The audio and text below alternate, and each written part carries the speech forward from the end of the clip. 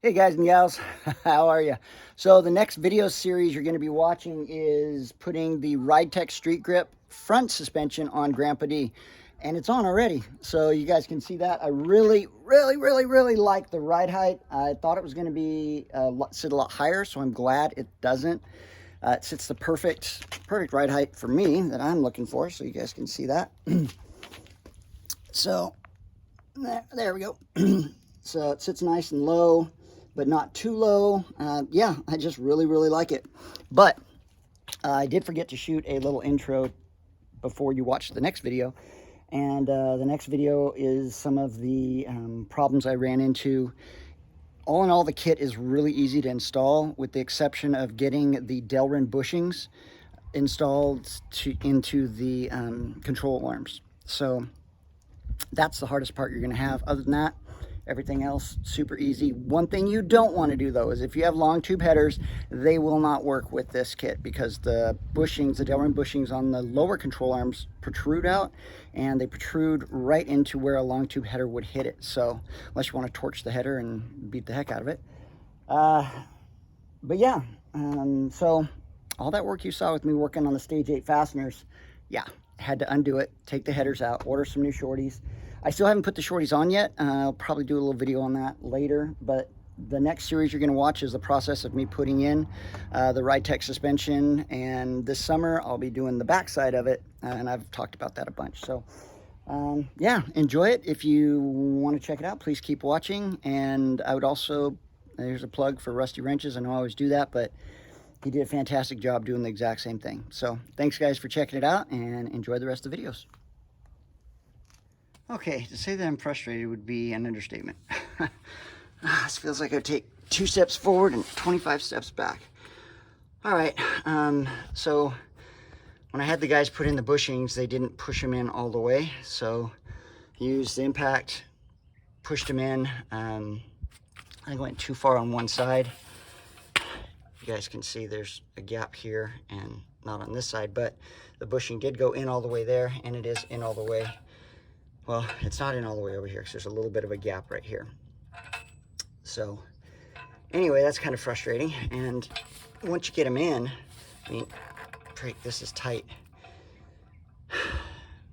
So that's frustrating, but that's not the really frustrating part. I mean, that would be, I'd be fine with that if that was the only thing. But this is the frustrating part. End of that, long tube headers. Cannot use long tube headers with the RideTech cross shaft here. It hits it. You guys can see that. I put it in, it just doesn't, I can't do it with one arm, but anyway, it hits. There's not enough clearance. So I'm gonna have to buy shorty headers for this. Now I have to go through the process of everything I just did with the stage 8 locking fasteners, getting these all put together. I have to take it all apart, take these stinking long tube headers off, buy some shorties. Thankfully I have, it's supposed to be raining again, thankfully I have some old ram's head exhaust manifolds that hopefully I can put on at least while in the interim. And I didn't want to have to pay for the truck to have to go into the muffler shop and have exhaust put on it, but it looks like that's what I'm going to have to do. So a little frustrated, but anyway, so looks like putting on the control arms is not going to happen today because I have to take the headers off. But if I take the headers off, then I am going to put, if I do get time, I'm going to start installing the control arms, because I'm just tired of it not moving forward and being off the ground like this. So anyway, sorry guys. I'm back. It's another day.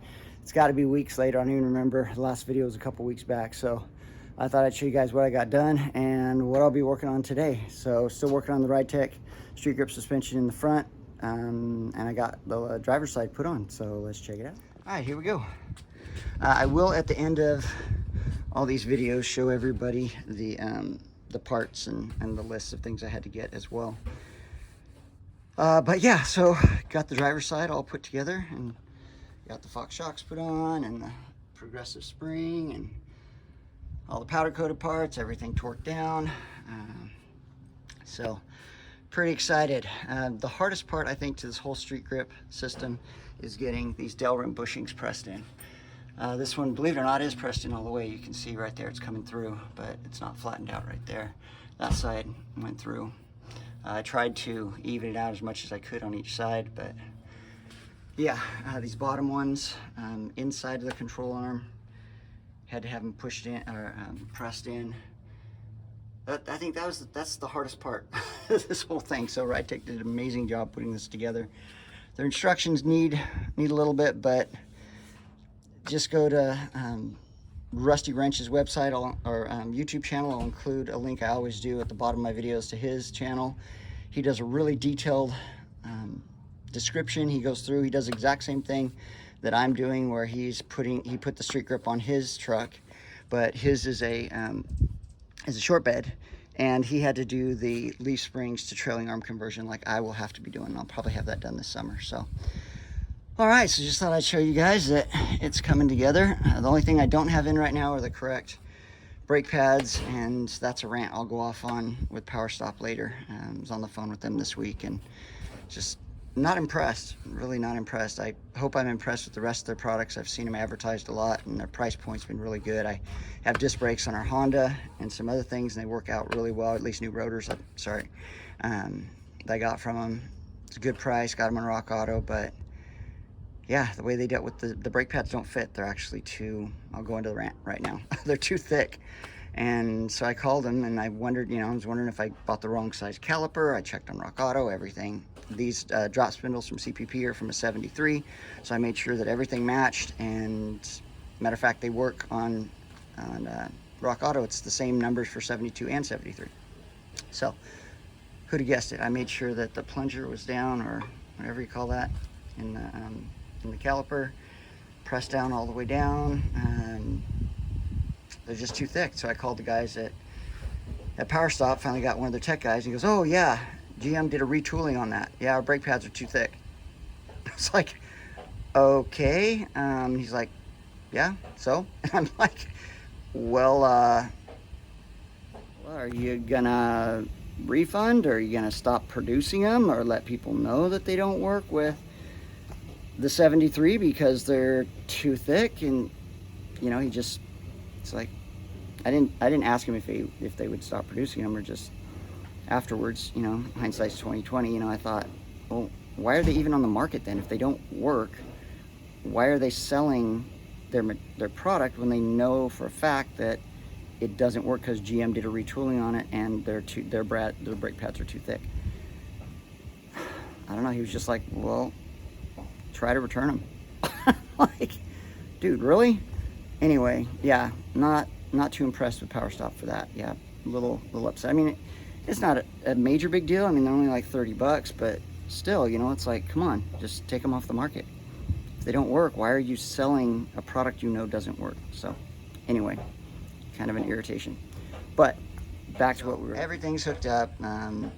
RideTech does a really good job. These nylocks that they have right here, these nuts are I guess you call them half size. They're a lot thinner than the regular size. So I bought some regular size nylocks, and it was real hard getting them on. Couldn't use a washer with it. So these are awesome because they work just perfect. They fit. This is the one little dish you have right here, little dimple that you have to get the bolt through and to get the nut on. So fine thread, which is really nice. I bought my own nylock for the top up here, and a new washer. So we are all done with this side. I do have to put in a greaser on the bottom of this guy right down here. And I think that's it for this side. And then just have to get the brakes done and start to put the steering components back on. So today I'll be going over installing the other side with you guys so you guys can see what it was like. 5 steps forward, 3 steps back. All right, so last video, everything was ready to go. And then I got the tire on and went to rotate the tire, and the balancing weight hit the lower control arm right here, and then on the other side, right here, and it was also hitting part of the spindle. So I had to get this moved around.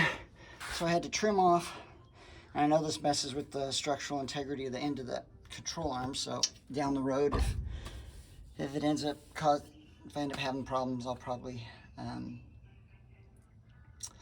to get, RideTech has some tubular control arms that they came out with that goes with their StreetGRIP system, and I'll probably end up upgrading to those down the road. But for right now, it's fine. When the wheel or the rim's on it, it rotates, has better turning radius. It was like locking up, like right there, it was starting to hit. And I think it's my fault, you know, I think it says on there that the spindle, you have to have a 17-inch rim for the spindle or something like that. And the wheels I have are just smaller, so I think they're 15-inch. So, anywho, that's where we are. I trimmed them, taped everything off, painted them, and then I did the other spindle and the other lower control arm over there. So once those guys are done drying over there, then I'm going to button up, start working on the other side, get that going, so, and show you guys what that looks like. So anywho, that's where we are. I'm gonna blow all this off, get all the dust and crap off, and put the wheel back on, and this side should be pretty well dialed in. So here we go, till the next time. First step's put in the bottom control arm, and RideTech's got, there's 2 different sets of holes in the top of the control arm, slotted holes. I'll have to look at the directions. I've already measured it out. This is the one that fits the 72 C10, and what you're going to do is line this up with that little peg right in there, and I just painted so that I can see when it's in there, so that I know, because once you get everything up, lift it up into place, it's kind of hard to see where that is articulated, so it's nice to be able to see something that you can articulate it and push it back. So that's what I've got going on there, and I'm just going to go ahead and push that up. And here's the larger U-bolts. These are the ones actually from 73 square body. Here's the Dorman. They are 13503, and I'll do a little comparison once I'm done with the whole installation. I'll show you the difference in size between these and the other ones. And I drilled out the cross member I showed in the previous video so that I could put those guys in. All right, so let me take care of this and on to the next step. This is what it looks like once I trim those back and shot it with paint. So they turned out pretty good. Look pretty close to stock, but once again, it doesn't have the rigidity, you know, that it should have at the end. So if it for some reason does bend, then I'll have to get the tubular control arms. But I just want to show you guys how that turned out. I think it turned out pretty good. Not too shabby at all. So there we go. All right, so we're gonna put in the spring. Got the spindle attached to my upper control arm, and the way that these CPP StreetGRIP progressive coil springs work is you have this seat that goes up in at the top. It fits right on the top here, and then the bottom, there's where the end of the spring is. It fits into the factory slot right here in the lower control arm. But the way that this hat works is right up here, and I put a little bit of yellow paint, as you can see right there, on a factory rivet, and you guys see there's a little notch there, so this notch goes around that factory rivet like that. You guys can see that right there. There you go. When you put it in, so that's why I put the yellow paint on it, so that I can see it, because once I've got it up in there, it's really hard to see where that's located, to make sure it's on there. Now it's weird, it doesn't fit, you know, completely flush because of the radius right here, but I'm lining it up, so put it on like that and let it go. So that's what I'm gonna do. So I'm gonna attach that. I've got this guy locked in. The locating pin is right up underneath there, so this lower control arm is put in. What else? Torqued, these U-bolts that go in the bottom, the torque specs on them are 40 foot-pounds, so those are set to 40 foot-pounds. And what else? On the back side, it's really difficult to get in here with the brake lines. So you've got to get in here. Oh my gosh, I just had to undo the screw I'd put in there, or yeah, the screw that goes in there, and push them up, and it was a real pain in the butt, but was able to finally get those, finish that up last night. And so now I'm going to get that going. The upper control arm, the torque specs for the nuts that go on here are 80 foot-pounds, so these guys are set to 80 foot-pounds. And I put in the old shims, or the shims that were originally with it, so no change there other than I painted them, so that might set it off a little bit with the width of the paint that's on them. There wasn't a washer that was there, so I went down to Tractor Supply, bought a new washer, and got the nylock on the end for the shock. So I think we are ready to get this guy all put in. Notch this guy down right here. Went a little too far, so I'm gonna have to watch that. And then these guys, the control arm, I notched those back. I think that came out really good. I liked it. Looks, the way I was able to round it and stuff. Yeah, pretty excited about that. I think that turned out really nice, so cool. All right, I'm gonna go ahead and put this guy in and the spring, and then I'll get back to you guys.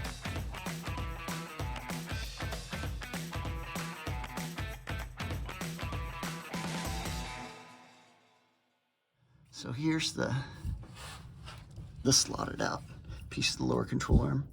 I slotted out right here. Now, as I move, see there's clearance. See right here where the weight comes around. It was hitting right here, right there on the control arm. So now I can come all the way over to here. Oops, there you go. Come all the way over to here. And that's pretty dang far on that side. And then I had to do the same. Let me go around to the other side. But one more time just so you can see it. No touching at all. And here's the spindle. Here you go. And you can see I had to notch it right. And this inside right here, because, oops, that's a little too far. If I can see it here, sorry about that. Let's see if I can get the weight. Here we go. Right there. Video turned off. Right there, see? It's just notched. Now it's cleared. Has clearance. And then I had to do the same thing over on this side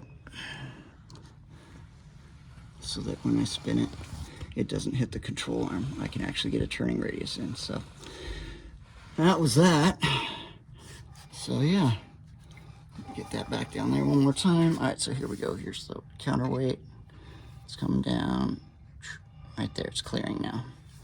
All right, so got everything set up here underneath. Got the shock mounted and got the coil on. I torqued down the upper and lower ball joint, and I torqued down. I didn't have torque specs for this guy. I couldn't find anything on the CPP website.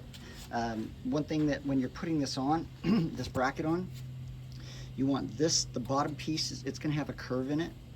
So because you want it to line up straight, you want this bottom curve, you want it to curve down, so because there is a little bit of a pedestal, and if you guys can see that right there. And if you go to Rusty Wrench's website, he actually talks about, he checked it with a caliper and stuff, so, or with a, he measured it anyway. So yeah, so got that all done. Now I'm getting ready to pack the bearings and get the power stop front rotor on, and yeah, get ready to wrap this part up and then start working on the steering, get that all hooked up again, and then get the sway bar on. So just about wrapping it up. Like I've said before, guys, please check out Rusty Wrench's YouTube channel. He goes into depth on everything, does a really good job. Yeah, so I can show you I've shown you what I'm doing, but his is far superior to what I'm doing. I really like what he did, and I actually follow along with a lot of his videos to help me get through this. So all right, guys, thanks so much. I'll show you once I get everything else. All right, so it's all put together. The castle nut was 15 foot-pounds, and then I backed it up till I got to the place for the carter pin, put that in. Temper, I've got the calipers on just temporary. I'm waiting for the correct brake pads because of power stop being complete butt heads. Like I said, I really like their other products. I just I don't know. They should take it off the market if it doesn't fit. Anyway, so that being said, now I'm going to do all the steering, put all the steering stuff together, and then hopefully drop it down on our all four wheels and start working on the sway bar. It's so cool. I'm excited. All right, guys, there we go.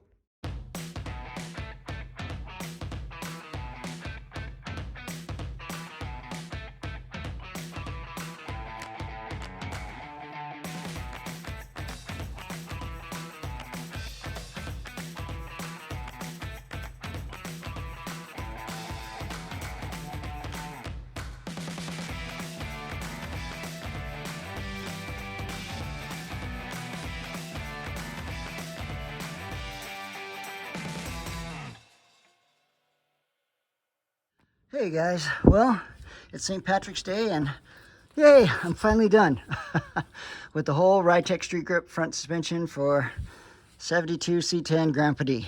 All right, so let's talk about what we've got here. So I'll do one more video after this little one, just talking about all the different parts and stuff, but you got the new drill slotted rotors put on, new calipers.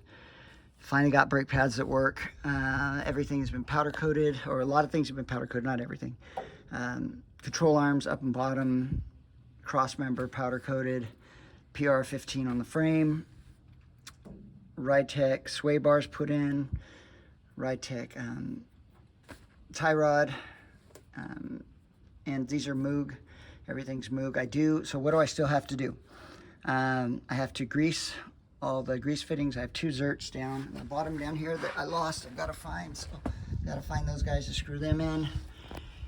And then I've got to buy the new headers, put the new headers in. I've got to the inner fender wells. I have to weld those pieces to get that done. But as far as the suspension, it's just greasing the zerts, filling up all the pivot points, and we're good to go.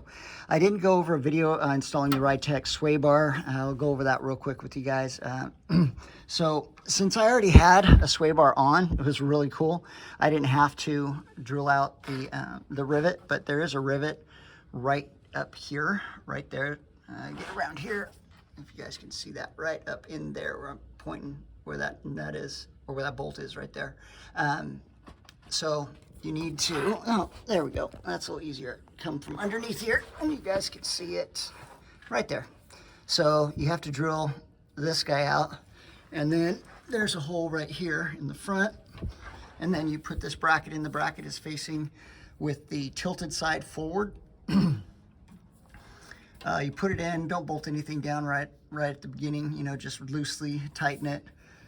Delrin bushings go on the inside. There's little sleeves that go in here, and then you have these Delrin outers.